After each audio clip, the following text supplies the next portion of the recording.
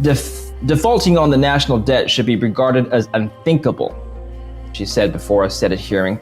And she said that failing to increase the debt limit would have absolutely catastrophic economic consequences. It would precipitate a financial crisis. It would threaten the jobs and savings of Americans, and at a time when we're still recovering from the COVID pandemic.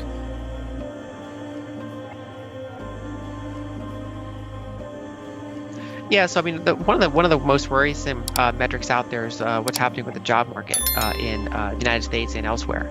And so, if you look at, I referred to since April something called the backward square root sign job recovery, which is that instead of having like a V-shaped recovery or a U-shaped recovery, you have a quick kind of V-shaped recovery at first. But then instead of getting all the way back up to its previous high, it starts to roll over and go sideways. And so if you picture that, it's like a backward square root sign. And that's unfortunately what we've seen. So, we had the sharp rebound after the March and April kind of shutdown.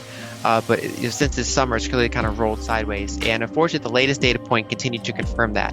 And now, with rising, hospitalizations and other metrics in multiple countries, a lot of countries are beginning to, institute kind of small-scale shutdowns.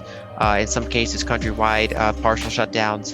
And so, this winter ahead still, looks pretty challenging, especially for small businesses and jobs. It'll partially depend on fiscal stimulus because, like we pointed out before, that can decouple people's incomes from people's jobs, and it can kind of make those two things diverge. And so we'll partially see what happens with fiscal spending in Congress.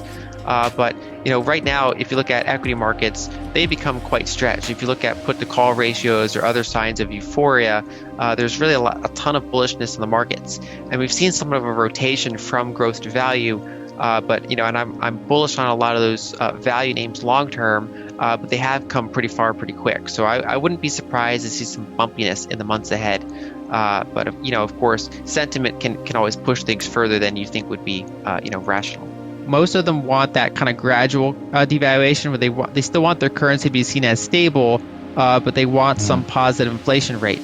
Now, so far, I mean, during the kind of the path of the previous decades, the United States has not really played that currency devaluation game at the rate that others have, in the sense that when you have countries like Switzerland, for example, purposely devaluing their currency as much as possible to kind of counteract the fact that it would otherwise strengthen quite a bit because they're running very, very large current account surpluses. So they basically print money, they buy foreign assets for the specific purpose of trying to devalue their currency. Now, the United States, on the other hand, does not use foreign exchange reserves. We have very, very little foreign exchange reserves as a percentage of GDP because the United States has historically been the axiom of the system, where other countries use the dollars as exchange reserves, but we don't really have their currencies as exchange reserves. So the United States actually could play this game more aggressive if they wanted. They could just print dollars and buy foreign bonds and things like that, but so far they've not done that. And so that's mostly been a game that China's played, Switzerland's played, a number of these other countries have played. Now, again, it's one of those things where if you're an exporter, then yes, you benefit very much from currency devaluation. Whereas if you're a consumer or a holder in that currency, those are the ones that get hurt. So basically, politicians have to kind of balance those different groups and who they're trying to please at any given time. With a multi-year view, I prefer value over growth at this point, but I'm very selective in terms of individual companies, and so I don't particularly like buying like a broad basket of value or growth. I like going into individual companies, but I have been finding more opportunities in the value side of that, especially international value. So things like money supply changes, historical monetary policy, fiscal policy, things like that, historical equity valuations, interest rates. And then, of course, I tie that into more up-to-date information. So what equity markets are doing, how different sectors are performing. I paid a lot of attention recently to currency markets because the dollar is such an important part of where we are in this kind of multi-year cycle. So I tie a lot of those kind of more timely data points into this like longer-term historical context. My original thought was most likely not grounded in fact. And so by having that really kind of enforced kind of numbers-based thing for every point I make, that really kind of inherently gets you more towards truth whenever possible. It's still always, of course, you can interpret things wrong. You could be looking at the wrong data set. So it's always important to just keep questioning where you could be wrong, what are the risks, I think that's one of the biggest risks in the industry, because the investment management industry attracts really bright people, and so one of the biggest traps they can fall into is not that they're not intelligent enough. It's falling into the trap of being prideful, or just not being quick enough to iterate, or to realize to be able to strongly articulate an alternative view. So I think overall, I mean, it's it'll depend on certain levers they could pull. It'll depend on certain virus variants that are hard to predict. However, I do think that in terms of the looking at the probability of forward returns here, it's certainly a less attractive environment for equities than it was, say, this time last year, right? Because we've had such a strong run. We generally have high valuations across the board, and so I think it's a good idea to kind of go through your portfolio and make sure you know what you own. Make sure you understand what the cash flows are, the revenues, the growth. Because I do think we're in a very mixed environment where many stocks look like bubbles, whereas other stocks are still kind of historically cheap out there. And so I think you're in a very different performance in different sectors. And overall, I would consider having a somewhat defensive tilt at this time.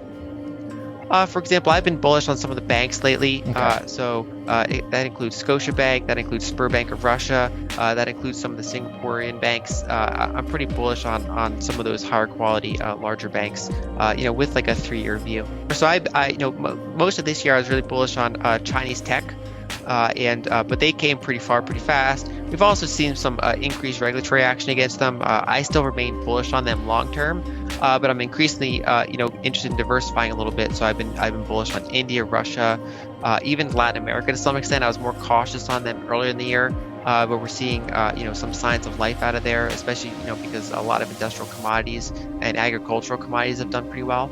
And so I'm pretty bullish on a rather broad set of emerging markets. It's partially recovery, and so they were killed earlier this year. They got to very low valuations. We've seen an increase in the yield curve for some of these countries, and so as the market gets a better handle on what the credit losses were, some of those are they were rather cheap compared to what the reality ended up being, largely due to all the stimulus that basically kind of prevented insolvency in exchange for weakening currencies. So there are broad ETFs that can do it. One of the problems with those is that they're heavily weighted towards China, because they're market cap weighted, and China is a very big equity market, and so they tend to be heavily Chinese focused. And so for investors that want further diversification, you could, for example, buy a broad ETF, but then also there are some ex-China ETFs, and so you can have kind of a 50-50 split, and that would reduce your overall China weighting.